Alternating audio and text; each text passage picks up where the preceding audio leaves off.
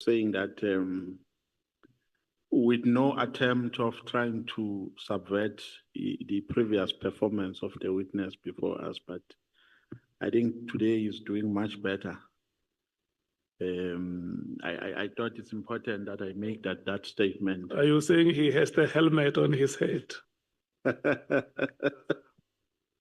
Yeah.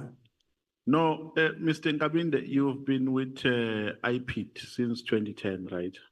Yeah. Yes, correct. I think you are going to be an asset to some of us because the obsession here is to drill down, and we want to trace back all these allegations so that we'll have an understanding of when they started to feature in the operations of SARS.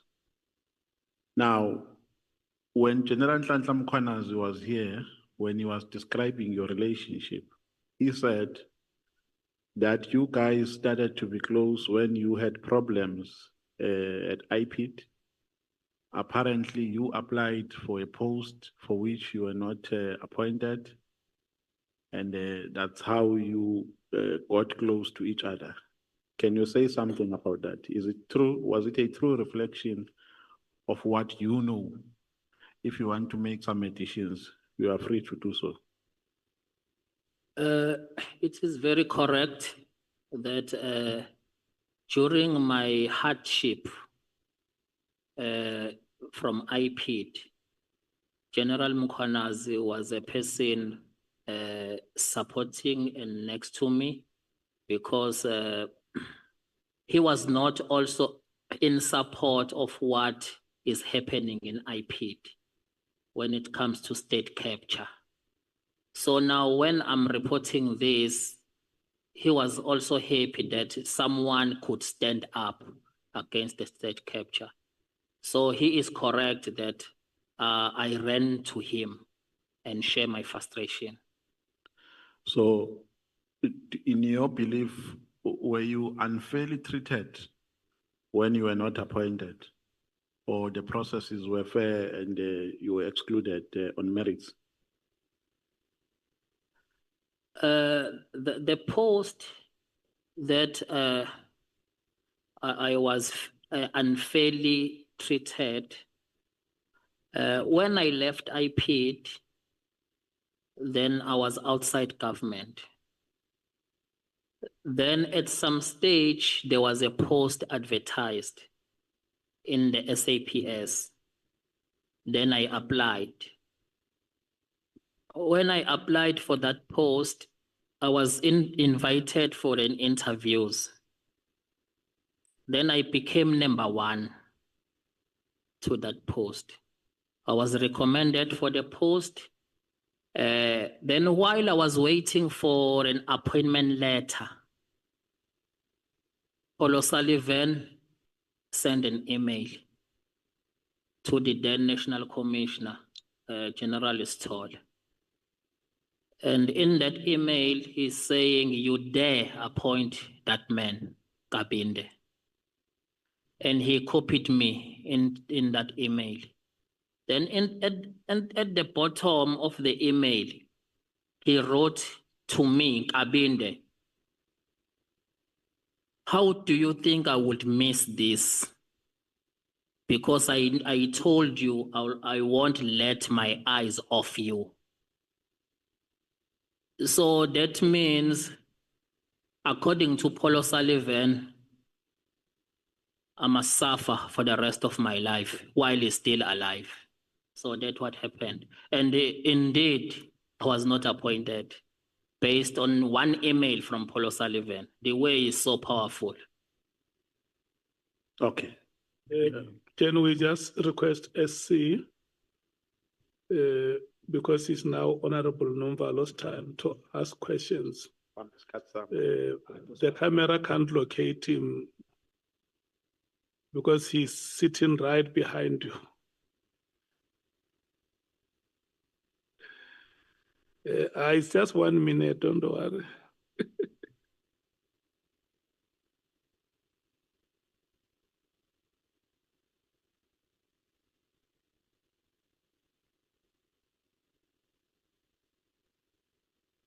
We're counting your time in light years, not in minutes.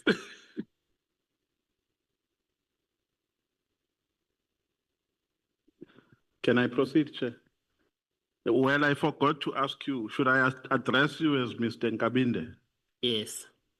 I'm asking because the issue of titles is very important. Someone came in here as a professor. When we went for lunch, he was a doctor. When we finished, he was a Mrs. So it's very important that I capture your title accurately.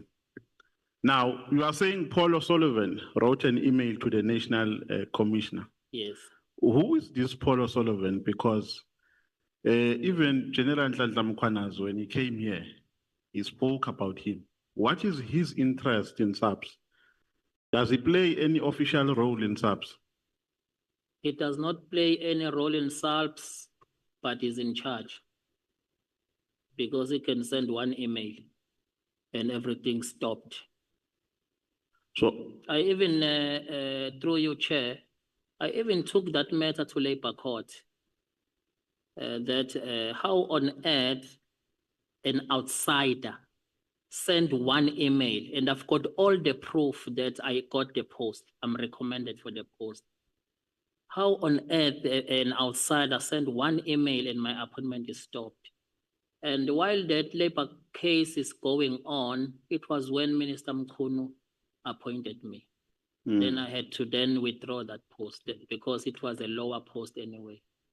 So according to your understanding, what triggers his interest in such operations as an outsider?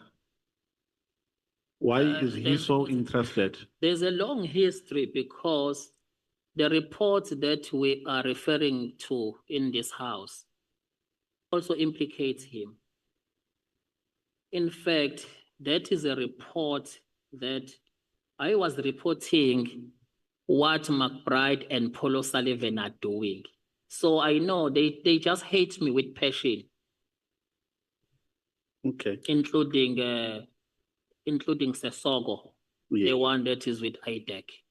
Did you ever have a relationship with Paul O'Sullivan? No, not at all. He was working with us. What do you mean working with you? Because he is not, he does not have any official responsibility, right, at SAPS? That was exactly what I was reporting. He was leading us, but from outside. Did he ever, besides the influence that he had on the position that you applied for, notwithstanding that influence, did he ever have any influence in SAPS? Not. Did he ever influence anything despite what you have mentioned to? Not only in SAPS, he's running IPID, he's running SAPS, he's running NPA. You know what General Mkhwanazi is reporting about the state capture? This is a real state capture. Because even the docket, if the docket involves Paul OSullivan, there are two dockets are there lying dust in the NPA. In fact, it was even removed from a black prosecutor. So did he ever, I'm trying to connect some dots. When we talk about this thing, I become very emotional what is happening between me and Mkhwanazi. Because I was fighting this with him. So you were fighting this interference? Yes, this with him. undue interference, yes, by Paul O'Sullivan. Me and Mkhwanazi, we are one WhatsApp group. So I don't know what is, maybe I'm in the wrong place at the wrong time. Because these are the things that, even what he's reporting now, these are the things that me and him are fighting, state capture. But what I'm trying to understand here, Mr. Nkabinde, is how does he successfully interferes in SAP's operations? Does he has people that he works with in SAPS? Is he connected to some influential people who just take instructions from him? And if so, who are those people? Yeah, he works with very senior people in SAPS in such a way that even with that appointment, my appointment, they leaked it to him. He even wrote there that I know about an imminent appointment of Kabinde. Then you dare appoint him. So now how does he even got internal documents. So do you know who he works with at SAPS? Can you specify people with whom he has been working to influence SAPS operations? Not really, but it shows that because he knows everything in SAPS, but you wouldn't specifically say this did what when. Okay. So while you were still working for IPIT, did you ever get any instruction from him? Or did he ever try to influence you to take a particular position? Yes, he was giving us instruction. How was He was in charge of us. How was he giving you instructions? Was he calling you, or he was coming to your offices, or he was sending you SMSs? How did it happen? He come to the office, he hold meetings with us to tell us what to do. At some stage, he will go and interview our witnesses, portraying as if he worked for IPID. Having our letterhead of IPID, he will just call you to come and sign, and it's done everything.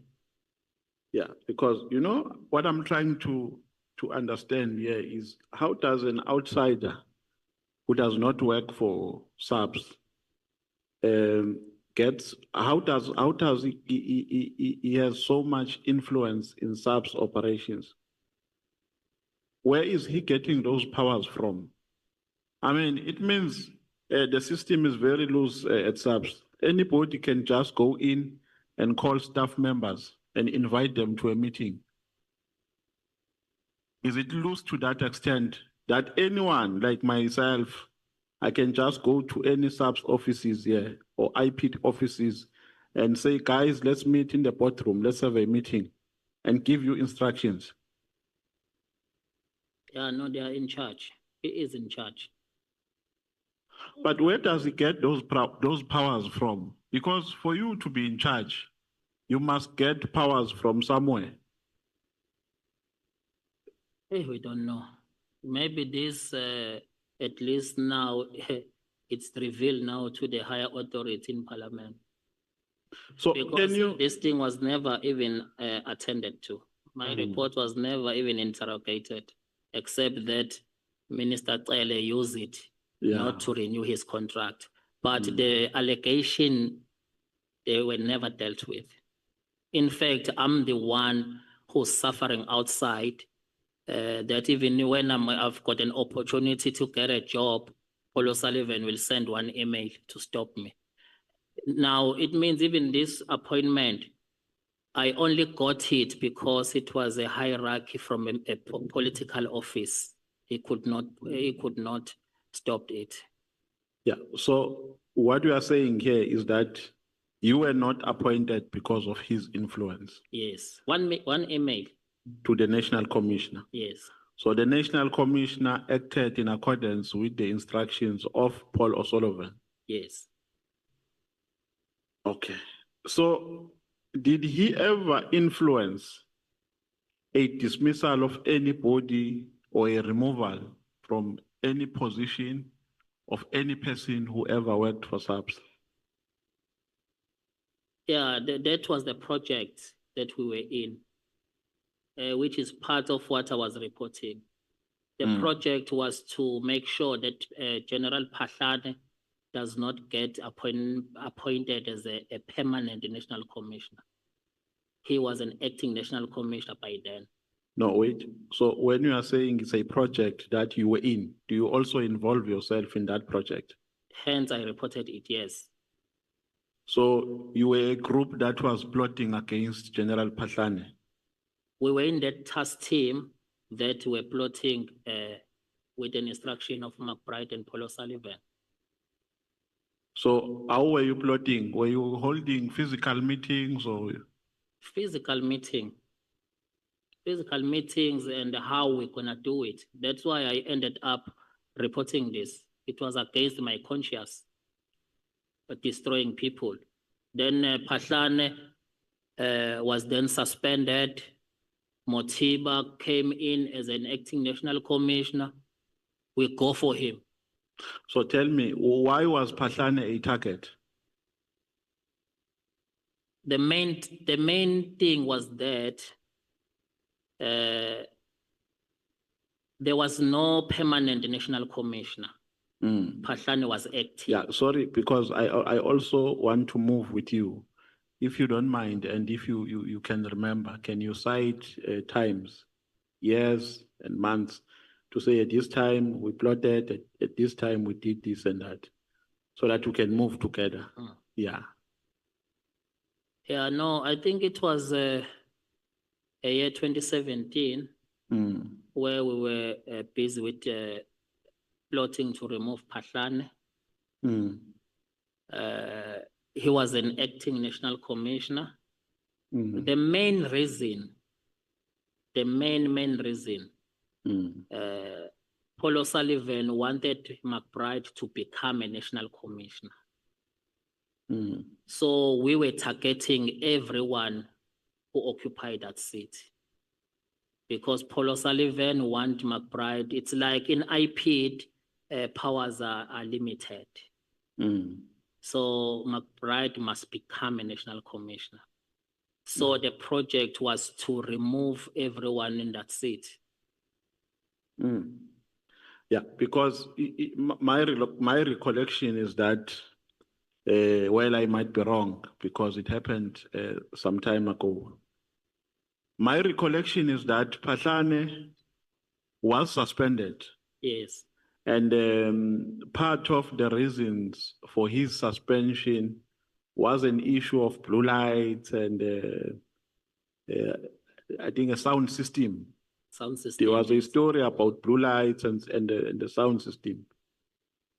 Those are the reasons. So I'm trying to now weigh those reasons with what you are saying, against what you are saying, because you are saying he was suspended because you guys plotted against him. And then what was reported in the public domain are the reasons which I've outlined. So were those reasons fabricated? Yes. How were they fabricated?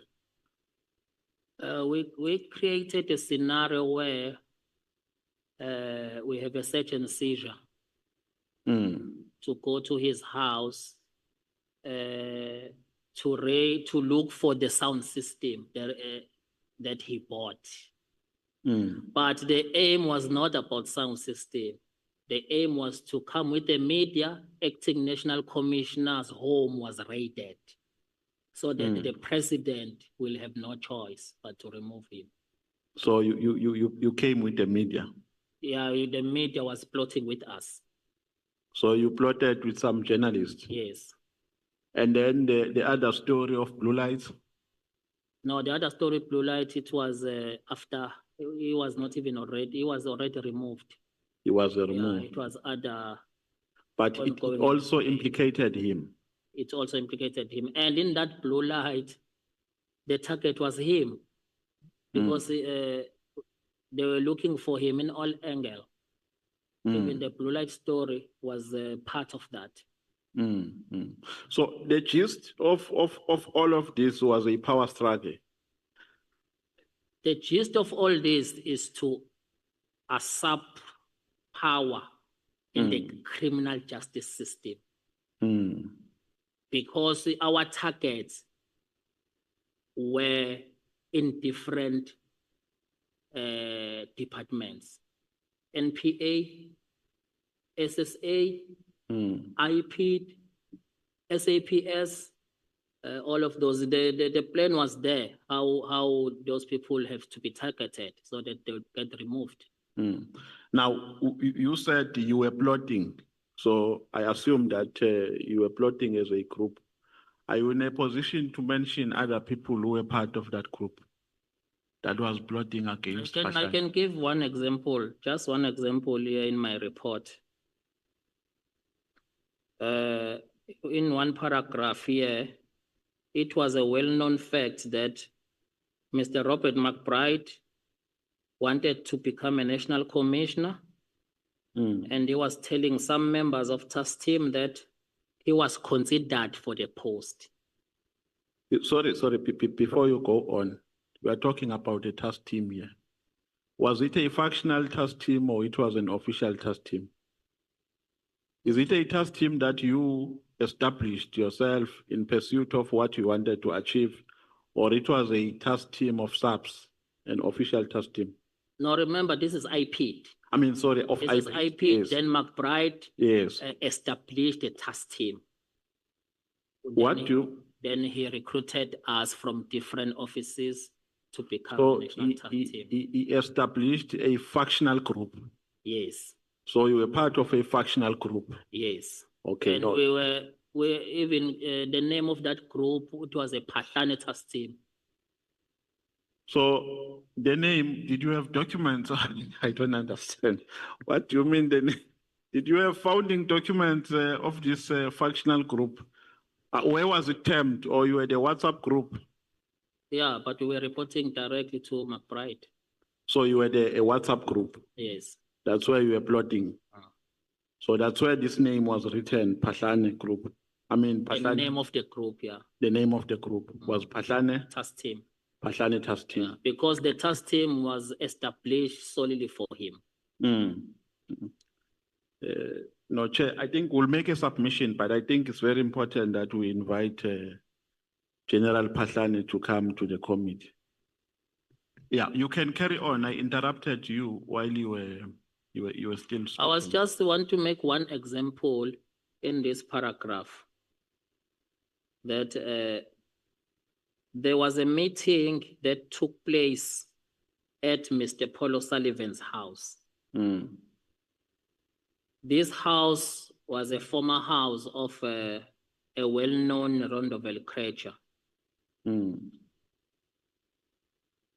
whereby Mr. Paul OSullivan was sharing this meeting. And among other people present in this meeting, it was Mr. McBride, Mr. Mandlagayese Mahlangu from IPID. He was with our task team, the late Mahlangu, Mr. Cedric Nkabinde, myself,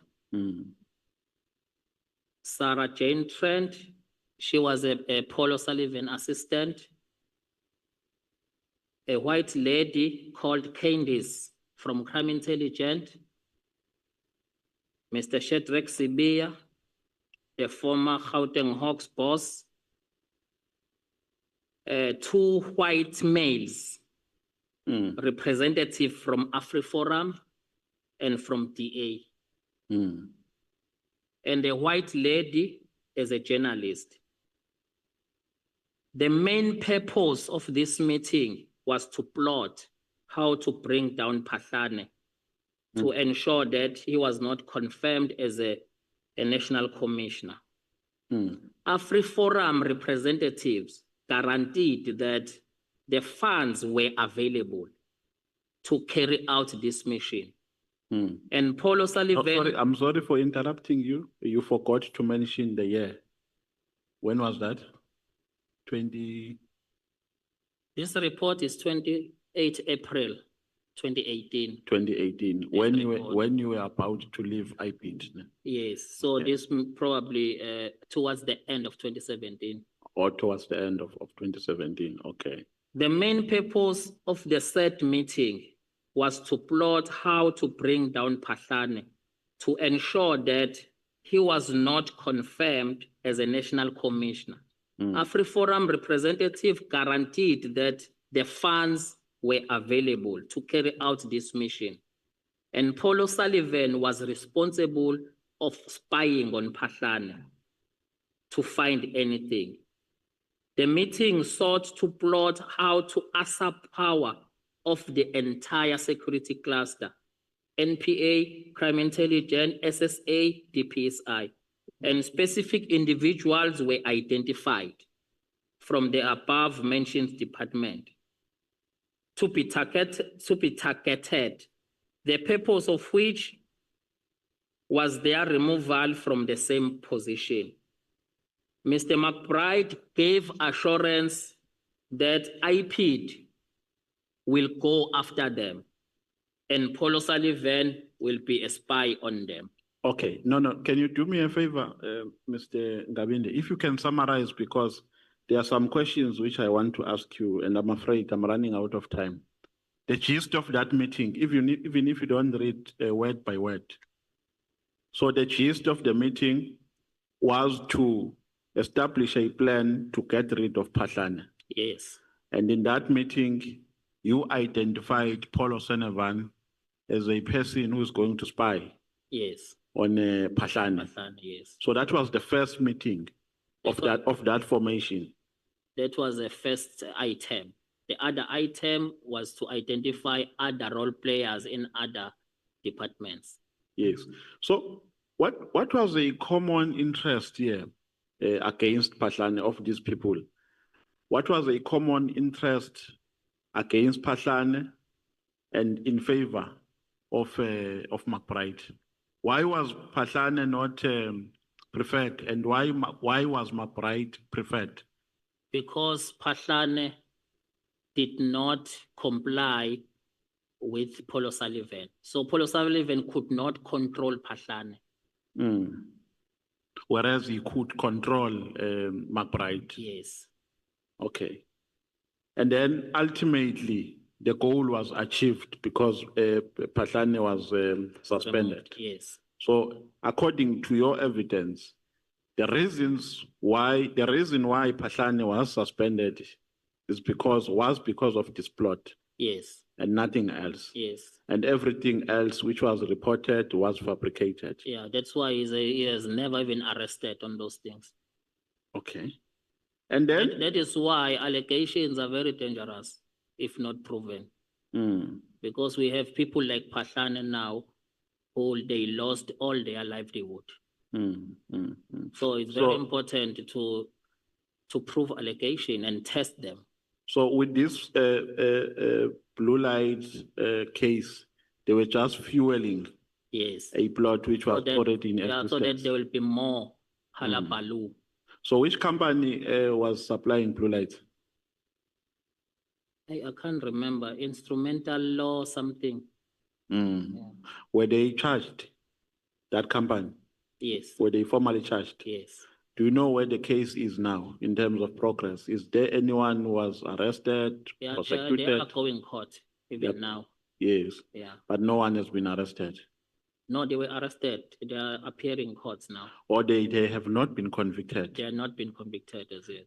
Okay. And then when the NDPP was here, I asked her about her relationship with Paul OSullivan. And I asked if she knows Paul OSullivan. And then she said in her reply, she doesn't know Paul OSullivan. She only hears about him. Subsequently, I asked her about a case. I think we got some information somewhere that Paul OSullivan was once charged and prosecuted, but charges were later withdrawn. But let us start here. According to your knowledge, is Paul OSullivan also interfering with the NPA? Yes. Do you know who is his link in the NPA? No, I don't have a specific individual, but why I'm saying that, it's because the case against Paul OSullivan it gets stuck in the NPA. Okay, so the case for which he was charged and prosecuted related to what? It's related to what I'm reading out in this report. He misrepresented himself as an IP employee. All those things, yes. Yes. Do you And know? then he was charged, and McBride was charged, and the case was withdrawn to get a racketeering certificate, which is up until now. Instead, it was removed from another prosecutor to the other, but it does not come back to court. Yeah, because Over 5 years now. Because we requested the NDPP when she was here to tender a progress report in that regard, and we were patiently waiting for that report. But do you know who was the prosecutor of the case? Who was dealing with the case? Yes, I know. What is his name? Advocate Mashego. Is he still working for the NPA? I think so. At DPP's office. So he's the one who was handling the case. Yes. And the investigating officer of that case is Major General. He's now acting as a divisional commissioner here in the head office SAPS. Yes. So, according the chair is saying I'm running out of time. I so wish I can have 4 hours with you today, because there is more information that you are giving. The last one. Do you think Paul OSullivan has a funding that he gets somewhere which agitates him to have this uncontrollable appetite on issues of subs, or he's just being flamboyant for no ultimate benefit? Can you give a response? I won't come back. Thank you very much. It's written in this report that he do have fundings from overseas.